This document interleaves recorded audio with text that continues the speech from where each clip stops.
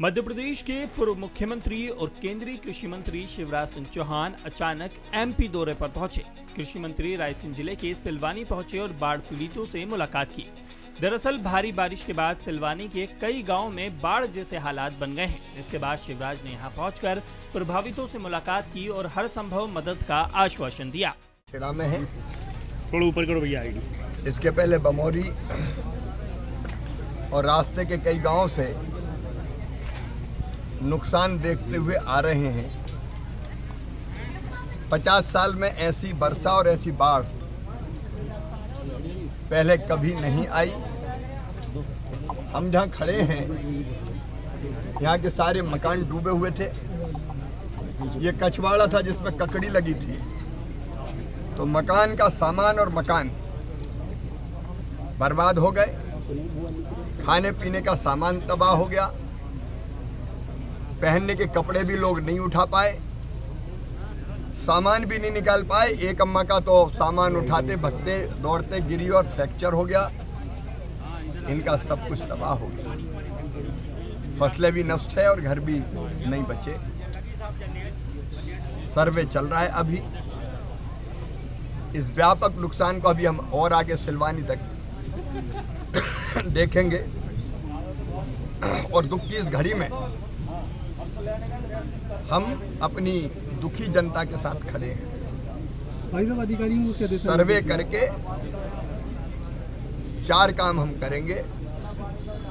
Number 1, सर्वे करके तात्कालिक व्यवस्था उनकी जिनके मकान पूरी तरह से नष्ट हो गए, क्योंकि मकान एक दिन में 1 महीने में नहीं बनता और पूरी बरसात अभी सिर पर है।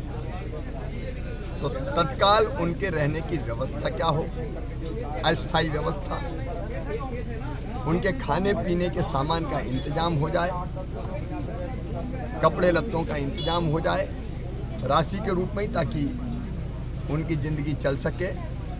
और बाद में जिनके मकान का पूरी तरह से नुकसान हुआ है उनको मकान बनाने के लिए भी राशि दी जाएगी।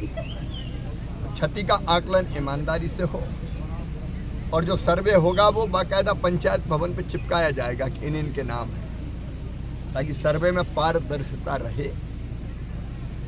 फिर फसलों के नुकसान का सर्वे होगा और वो सर्वे करके भी फसलों के नुकसान की RVC 64 के अंतर्गत राहत की राशि और फसल बीमा योजना के अंतर्गत फिर फसल के नुकसान का मुआवजा भी उनको मिले, इस बात का इंतजाम किया जाएगा।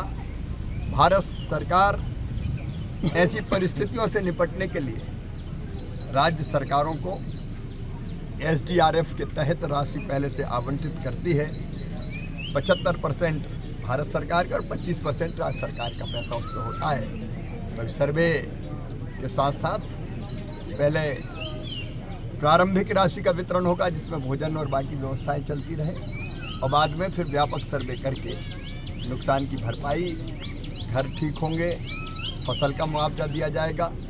संकट है, तकलीफ है, संकट की घड़ी में हम अपनी जनता के साथ खड़े हैं और संकट के पार अपनी जनता को निकाल कर ले जाएंगे।